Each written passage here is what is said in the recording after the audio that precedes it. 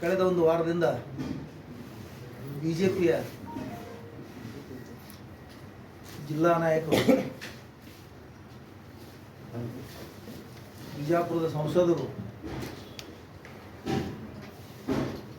BJP ಪಕ್ಷದ ಹಿರಿಯ ನಾಯಕರು, ಮಾಜಿ ಉಪಮುಖ್ಯಮಂತ್ರಿಗಳು, ಚಿತ್ರದುರ್ಗ ಜಿಲ್ಲೆಯ ಸಂಸದರಾದ ಜಿಗಜಿಣಗಿ ಇವರು ಕಾರಜೋಳ ಸಾಹೇಬರು, ರಾಜ್ಯದಿಂದ ವಿರೋಧ ಪಕ್ಷದ ನಾಯಕರಾದ ಅಶೋಕ್ ಅವರು ಮತ್ತು ಇನ್ನೂ ಎಲ್ಲ ರಾಜ್ಯದ ನಾಯಕರುಗಳು ಈ ಸರ್ಕಾರದ ಬಗ್ಗೆ ಅಸಹ್ಯಕರ ಮಾತುಗಳನ್ನು ಮಾಡ್ತಾ ಇದ್ದಾರೆ. ವಿರೋಧ ಪಕ್ಷದ ನಾಯಕರು ನಾನು ಒಂದು ಸಾಂವಿಧಾನಿಕ ಹುದ್ದೆಯಲ್ಲಿ ಇದ್ದೀನಿ ಅನ್ನೋದು ಸಹಿತ ಆ ಪರಿಕಲ್ಪನೆ ಇಟ್ಟುಕೊಳ್ಳಾರ್ದೇನೆ ರಾಜ್ಯದಲ್ಲಿ ಕಾಂಗ್ರೆಸ್ ಸರ್ಕಾರ ಸತ್ತೇ ಹೋಗಿದೆ, ಅದರ ಹೆಣ ಹೊರುವ ಕೆಲಸವನ್ನು ಈಗ CM ಮಾಡುತ್ತಿದ್ದಾರೆ. CM ಬದಲಾವಣೆ ಅಂದರೆ ಹೆಣವನ್ನು ಮುಂದೆ ಹೊರುವುದು ಯಾರು ಎಂಬ ಪ್ರಶ್ನೆ ಮಾತ್ರ ಸದ್ಯ ತಲೆಗೊಳ್ಳಿ ಹಿಡಿಯುವವರು ಯಾರು ವ್ಯಕ್ತಿ ಹುಡುಕಾಡುತ್ತಿದ್ದಾರೆ ಅಂತ ಹೇಳಿದ್ದಾರೆ. ಇದು ಒಬ್ಬ ಸಾಂವಿಧಾನಿಕ ಹುದ್ದೆಯಲ್ಲಿ ವಿರೋಧ ಪಕ್ಷ ನಾಯಕ ಆಗಿದ್ದಂಥ ಮನುಷ್ಯನಿಗೆ ಈ ಭಾಷೆ ಸರಿ ಅನಿಸೋದಿಲ್ಲ ಅಂತ ನನ್ನ ಅಭಿಪ್ರಾಯ. BJP ಸಂಸ್ಕೃತಿಗೆ ಇದು ಸರಿ ಅನಿಸ್ತಿರ್ಬೋದು, ಆದರೆ ಸಾಮಾನ್ಯವಾಗಿ ಭಾರತ ದೇಶದ ಸಂಸ್ಕೃತಿಗೆ ಈ ಭಾಷೆ ಸರಿ ಆಗುವುದಿಲ್ಲ.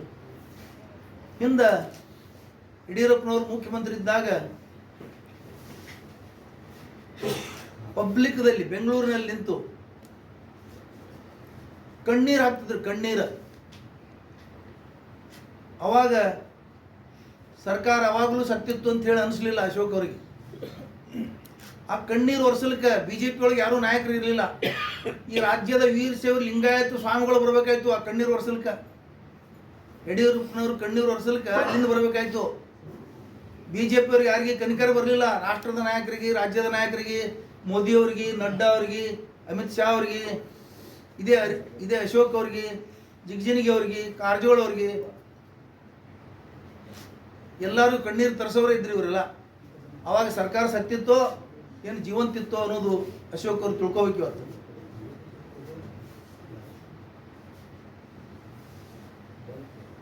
ಇನ್ನು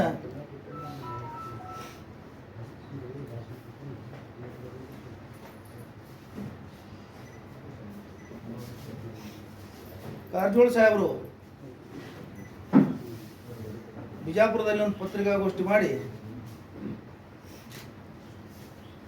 ಮಲ್ಲಿಕಾರ್ಜುನ್ ಖರ್ಗೆ ಅವರು ನಾಮಕೆ ವಾಸ್ತೆ ಕಾಂಗ್ರೆಸ್ AIC ಅಧ್ಯಕ್ಷರು, ಅವರು ಏನೂ ಇಲ್ಲ. ಮತ್ತು ಕಾರಜೋಳ ಸಾಹೇಬ್ರಿಗೆ ನಂದೊಂದು ಪ್ರಶ್ನೆ ಅದ. ಈಗ ನಡ್ಡಾ ಅವರು ನಾಮಕೆ ವಾಸ್ತೇನೋ ಏನವರು ನಿಜವಾದ ಅಧ್ಯಕ್ಷ ಇದ್ದಾರ? ಸ್ವತಃ ಮೋದಿಯವರೇ ನಾಮಕೆ ವಾಸ್ತೆ ಪ್ರಧಾನಮಂತ್ರಿ. ನಾಗ್ಪುರದ ಕಂಟ್ರೋಲ್ ಮೇಲೆ ನಡೀತದೆ, ಭಾಗವತ್ ಅವರ ಆದೇಶ ಮೇಲೆ ನಡೀತದೆ.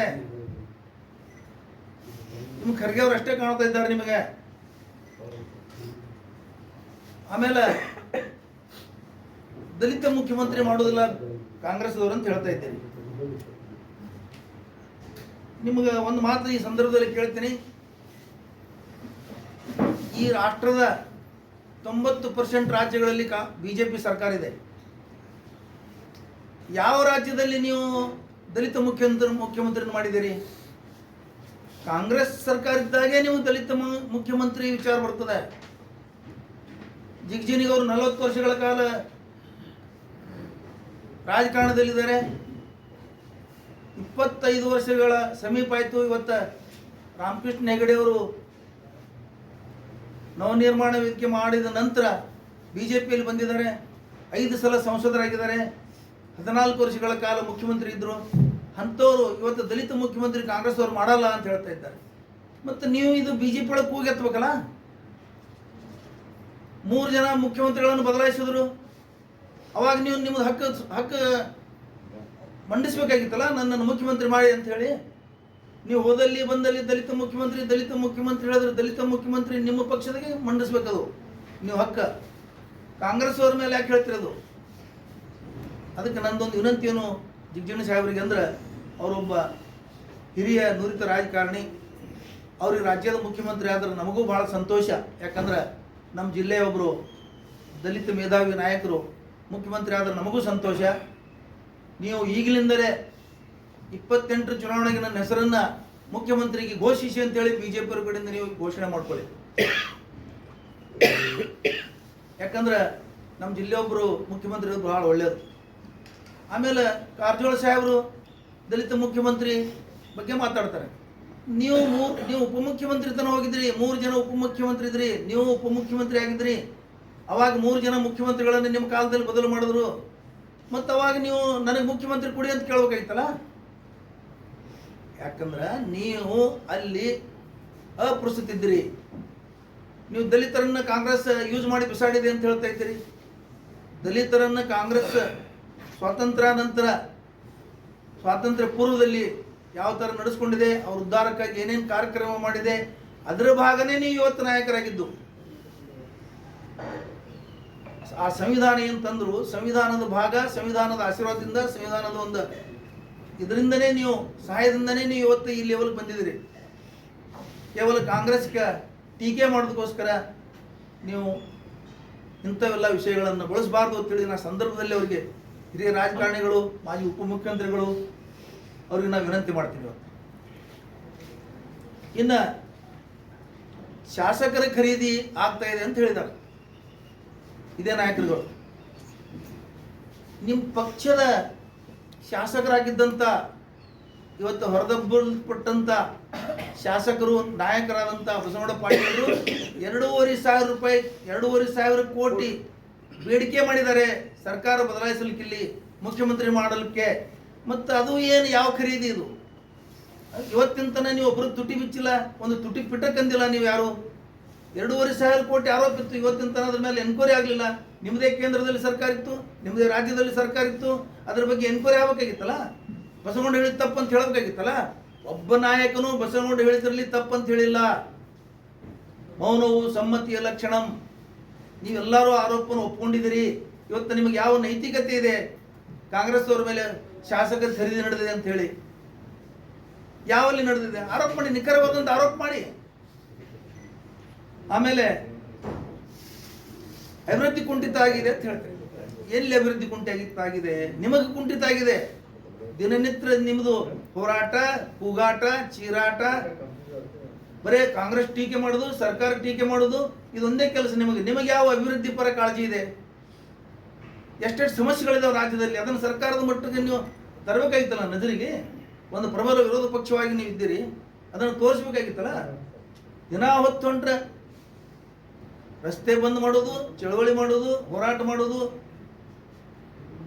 ಪ್ರಕೃತಿ ವಿಕೋಪದಿಂದ ಹಾನಿ ಆದವರು ಸಹಾಯ ಆಗಿಲ್ಲ.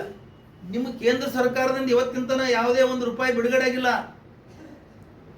2,500 ರೂಪಾಯಿ ಡಿಮಾಂಡ್ ಇದ್ರೆ 3,500 ರೂಪಾಯಿ 400 ಕೋಟಿ ಕೊಟ್ಟಿದ್ದೀರಿ ಅಷ್ಟೇ. ನಿಖರವಾದ ಇಲ್ಲಿ ಸಮೀಕ್ಷೆ ಮಾಡ್ಕೊಂಡು ಹೋಗಿದ್ದೀರಿ. ಉನ್ನತ ಮಟ್ಟದ ಅಧಿಕಾರಿಗಳು ಬಂದು ಸಮೀಕ್ಷೆ ಮಾಡ್ಕೊಂಡು ಹೋಗಿದ್ದಾರೆ, ವರದಿ ಕೊಟ್ಟಿದ್ದಾರೆ.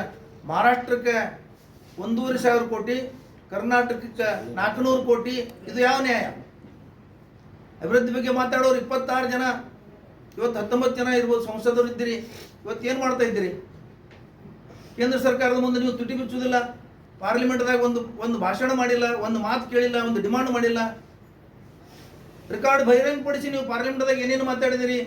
ಮೋದಿಯವರಿಗೆ ಭೇಟಿಯಾಗಿ ಏನಾದರೂ ನೀವು ಡಿಮಾಂಡ್ ಮಾಡಿದ್ದೀರಾ ಕರ್ನಾಟಕ ಬಗ್ಗೆ? ರೆಕಾರ್ಡ್ ಇದ್ರೆ ಬಹಿರಂಗಪಡಿಸಿ. ನೀವು ಇಬ್ಬರು ಸಂಸದರು ಇವತ್ತು ಮಾತಾಡ್ತಿದ್ರೆ ಬರೀ ಟೀಕೆ ಟಿಪ್ಪಣಿ ಮಾಡೋದಾಯ್ತು. ನಿಮ್ಮದು ಕರ್ತವ್ಯ ಏನು ಮಾಡಿದಿರಿ?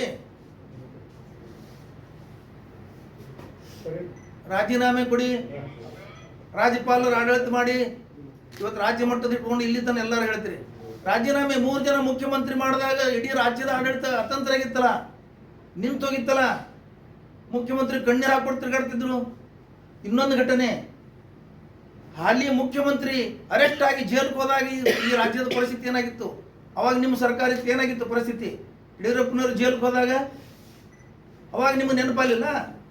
ರಾಜ್ಯಪಾಲ ಆಡಳಿತ ಹಾಕಿ, ರಾಷ್ಟ್ರಪತಿ ಆಡಳಿತ ಹಾಕಿ, ನಿಮ್ಮದೇ ಸರ್ಕಾರ ಇತ್ತಲ್ಲ ಕೇಂದ್ರ ಸರ್ಕಾರದಲ್ಲಿ, ಬಿಜೆಪಿ ಸರ್ಕಾರ. ರಾಜಕಾರಣ ಮಾಡಿ ವಿನಂತಿ ಇದೆ ನಮ್ಮದು. ನೀವು ಹಿರಿಯರಿದ್ದೀರಿ, ಅಧಿಕಾರದಲ್ಲಿದ್ದೀರಿ. ಆದರೆ ಸಾಂವಿಧಾನಿಕ ಶಬ್ದಗಳನ್ನು ಬಿಟ್ಟು, ಸಾಂವಿಧಾನಿಕ ಮಾತುಗಳನ್ನು ಬಿಟ್ಟು ಅಸಾಂವಿಧಾನಿಕ ಪದಗಳನ್ನು ಬಳಸಿ ಟೀಕೆ ಟಿಪ್ಪಣಿ ಸರಿ ಮಾಡುವುದಲ್ಲ ಅಂತೇಳಿ ನಂದು ಈ ಸಂದರ್ಭದಲ್ಲಿ ಒಂದು ವಿನಂತಿ ಇದೆ. ನಮ್ಮ ಡಾಕ್ಟರ್ ರವಿ ಬ್ರಾದರ್ ಅವರು ಮಾತಾಡ್ತಾರೆ.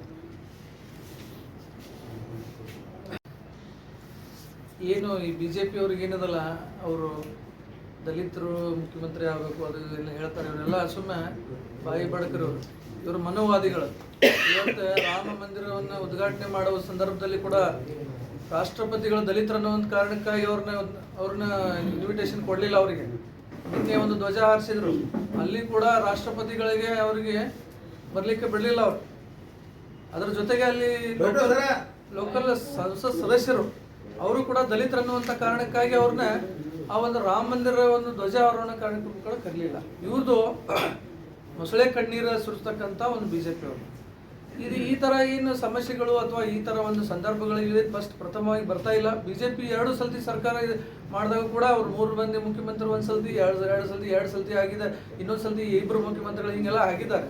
ಇದು ನಮ್ಮ ಕಾಂಗ್ರೆಸ್ ಪಕ್ಷ ಅನ್ನೋದು ಏನದಲ್ಲ, ಒಂದು ಭಾಳ ದೊಡ್ಡ ಪಕ್ಷ, ಭಾಳ ಹಳೆಯ ಪಕ್ಷ ಇರೋದ್ರಿಂದ ಬಹಳಷ್ಟು ಮಂದಿ ನಮ್ಮ ಹಿರಿಯ ನಾಯಕರಿದ್ದಾರೆ.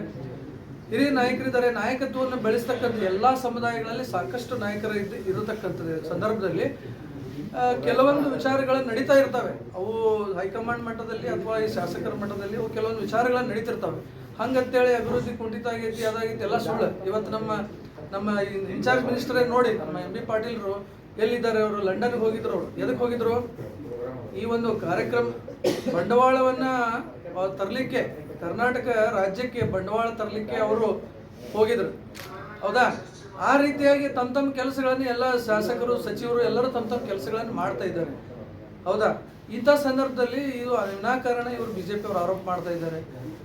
ಪ್ರತಿಯೊಂದು ಒಂದು ವಿಚಾರದಲ್ಲಿ ಕೂಡ ವಿನಾಕಾರಣ ತಮ್ಮದವೆಲ್ಲ ಬಿಟ್ಗೆಂದ ತಮ್ಮದೆಲ್ಲ ಎಷ್ಟೊಂದು ಸಮಸ್ಯೆಗಳನ್ನು, ತಪ್ಪುಗಳನ್ನು ಮಾಡಿದರೂ ಕೂಡ ತಮ್ಮ ಒಂದು ಏನಂತಾರೆ ನೀವು ಜವಾಬ್ದಾರಿಗಳನ್ನು ಮರೆತು ವಿನಾಕಾರಣ ರಾಜ್ಯ ಸರ್ಕಾರದ ಮೇಲೆ ಇದು ಮಾಡ್ತಾ ಇದ್ದಾರೆ. ಈ ರೀತಿ ಕೆಲವೊಂದು ಪ್ರಕ್ರಿಯೆಗಳು ಎಲ್ಲ ಒಂದು ಸರ್ಕಾರದಲ್ಲಿ ಸಾಮಾನ್ಯ ಇರ್ತವೆ. ಹಾಗಾಗಿ ಎಲ್ಲರಿಗೂ ಕೂಡ ಆಶೆ ಇರ್ತೈತಿ, ಮುಖ್ಯಮಂತ್ರಿಗಳಾಗಬೇಕನ್ನುವಂಥದ್ದು ಎಲ್ಲರೂ ಮತ್ತು ಆಕಾಂಕ್ಷಿಗಳು ಭಾಳ ಇರ್ತಾರೆ. ಹಳೆಯ ಪಕ್ಷ ಇರೋದ್ರಿಂದ ಸ್ವಲ್ಪ ದೊಡ್ಡ ಲೀಡರ್ಸ್ಗಳನ್ನು ಭಾಳ ಬೆಳೆಸೋದು ಕಾಂಗ್ರೆಸ್ ಪಕ್ಷ. ಹಾಗಾಗಿ ಎಲ್ಲ ಸಮುದಾಯಗಳಲ್ಲಿ ಕೆಲವು ಪ್ರಕ್ರಿಯೆಗಳಿರ್ತವೆ, ಅದೆಲ್ಲ ಹೈಕಮಾಂಡ್ ಹಾಗೂ ಶಾಸಕರು ನೋಡ್ತಾರೆ. ಇವತ್ತು ನಮ್ಮ ಎಲ್ಲ ನೋಡಿದಾಗಿ ನಾವು ಎಲ್ಲ ಸಮುದಾಯ DK ಶಿವಕುಮಾರ್ ಅವರು ಸಾಕಷ್ಟು ಸಾಮೂಹಿಕ ನಾಯಕತ್ವದಲ್ಲಿ ನಮ್ಮ ಕಾಂಗ್ರೆಸ್ ಪಕ್ಷ 2023 ಅಭೂತಪೂರ್ವ ಗೆಲುವನ್ನು ಸಾಧಿಸಿದೆ. ಸಿದ್ದರಾಮಯ್ಯ ಅವರು ಮಾಸ್ ಲೀಡರ್, ಅವರ ಒಂದು ಚರಿಸ್ಮಾದಿಂದ ಸಂಘಟನಾ ಶಕ್ತಿ, DK ಶಿವಕುಮಾರ್ ಅವರ ಸಂಘಟನಾ ಶಕ್ತಿ. ಇನ್ನೊಂದು ವಿಚಾರ ನೀವು ಎಲ್ಲಿ ಮಾಧ್ಯಮದಲ್ಲಿ ಭಾಳ ತೋರಿಸಿಲ್ಲ, ಪ್ರಚಾರ ಸಮಿತಿ ಅಧ್ಯಕ್ಷರು ನಮ್ಮ MB ಪಾಟೀಲ್ ಸಾಹೇಬ್ರು ಇದ್ರು, ತಿಳ್ಕೊರಿ ನೀವು. ಹೀಗೆ ಎಲ್ಲ ಒಂದು ಲಿಂಗಾಯತ ನಾಯಕರಾದಂಥ MB ಪಾಟೀಲರು ಕೂಡ ಪ್ರಚಾರ ಸಮಿತಿ ಅಧ್ಯಕ್ಷರಿದ್ರು ಅವಾಗ. ಹೀಗೆ ಇನ್ನೂ ಹಲವು ನಾಯಕರ ಒಂದು ಸಾಮೂಹಿಕ ನಾಯಕತ್ವದಲ್ಲಿ ಬಂದಿದೆ. ಪ್ರತಿಯೊಬ್ಬರು ದೊಡ್ಡ ನಾಯಕರು ತಾವು ಏನಾದರೂ ಒಂದು ಮುಖ್ಯಮಂತ್ರಿ ಆಗಬೇಕಂತ ಅಭಿಲಾಷೆ ಇದ್ದೇ ಇರ್ತದೆ. ಇವತ್ತು ನಾವು ಕೇಳ್ತೀವಿ, ಲಿಂಗಾಯತ ನಾಯಕರಾದ ನಮ್ಮ MB ಪಾಟೀಲ್ ಸಾಹೇಬರು ಎಷ್ಟು ಕೆಲಸ ಮಾಡಿದ್ದಾರೆ ಗೊತ್ತಿದೆ ನಿಮಗೆ? ಅವರು ಯಾವುದೇ ಒಂದು ಖಾತೆ ಕೊಟ್ಟಾಗ, ನೀರಾವರಿ ಖಾತೆ ಕೊಡಲಿ, ಅದು ಗೃಹ ಖಾತೆನೇ ಕೊಡಲಿ, ಸದ್ದಿರ್ತಕ್ಕಂಥ ಕೈಗಾರಿಕಾ ಖಾತೆನೇ ಕೊಡಲಿ, ನಾವು ಒಂದು ಹೇಳ್ತೀವಿ. ಯಾಕಂದ್ರೆ ಸಮುದಾಯಗಳು ಹೇಳೋದು ಸಹಜ ಇರ್ತದೆ, ನಾವು ಲಿಂಗಾಯತ ಮುಖ್ಯಮಂತ್ರಿ ಆಗಬೇಕು, ನಮ್ಮ ಕಡೆಯಿಂದ ಒಬ್ಬರು ಬಿಜಾಪುರದಿಂದ ಒಬ್ಬರು ಮುಖ್ಯಮಂತ್ರಿ ಆಗಬೇಕು, ಹಾಗೂ ಲಿಂಗಾಯತ ಯಾಕಂದ್ರೆ ಅತಿ ಹೆಚ್ಚು ಶಾಸಕರದಾರ ಲಿಂಗಾಯತರು. 34 ಶಾಸಕರು ಕಾಂಗ್ರೆಸ್ ಪಕ್ಷದಾಗ ಅದಾರ. ಹಾಗಾಗಿ ಅವ್ರವ್ರ ಸಮುದಾಯ ಇವತ್ತು ಒಕ್ಕಲಿಗ ಸ್ವಾಮಿಗಳು ಕೇಳ್ತಾರೆ, ಅವರು ನಮ್ಮ ಸಮುದಾಯ ಒಬ್ಬ ಮುಖ್ಯಮಂತ್ರಿ ಮಾಡ್ರಪ್ಪ ಅಂತ ಅವ್ರು ಕೇಳ್ತಾರೆ. ಹಾಗೆ ನಾವು ಲಿಂಗಾಯತರು ಕೇಳುವಂಥದ್ದು ಇದು ಒಂದು ಪ್ರಜಾಪ್ರಭುತ್ವದ ವ್ಯವಸ್ಥೆಯಲ್ಲಿ ಪ್ರತಿಯೊಬ್ಬರು ತಮ್ಮ ಹಕ್ಕುಗಳನ್ನು ಮಂಡಿಸ್ತಕ್ಕಂಥದ್ದು ಅಥವಾ ಈ ಪ್ರಕ್ರಿಯೆ ಇದು ನಾರ್ಮಲ್ ಪ್ರಕ್ರಿಯೆ ಇರೋದ್ರಿಂದ ನಾವು ಕೆಲವೊಂದು ಸರ್ತಿ ಒಂದು ವಾರ ಹೆಚ್ಚು ಕಮ್ಮಿ ಹಿಂಗೆ ಗೊಂದಲ ಆಗ್ತಿರ್ತೈತೆ. ಹಂಗಂತೇಳಿ ಆಡಳಿತ ಏನೋ ನಿಂತು ಹೋಗೋದಂತ ಅನ್ನೋಂಗಿಲ್ಲ, ಏನು ಇದೆಲ್ಲ ಸುಳ್ಳು. BJP ಅವರ ಆರೋಪಗಳು ಏನಿದಾವಲ್ಲ ಎಲ್ಲ ಸುಳ್ಳಿದ್ದಾವೆ. ಸರ್ಕಾರ ತನ್ನ ಪಾಡಿಗೆ ತಾನು ಕೆಲಸ ಮಾಡ್ತಾನೆ ಇದೆ ಅಂತಕ್ಕಂಥ ಮಾತನ್ನು ಈ ಸಂದರ್ಭದಲ್ಲಿ ನಾನು ಹೇಳಕ್ಕೆ ಬಯಸ್ತೇನೆ.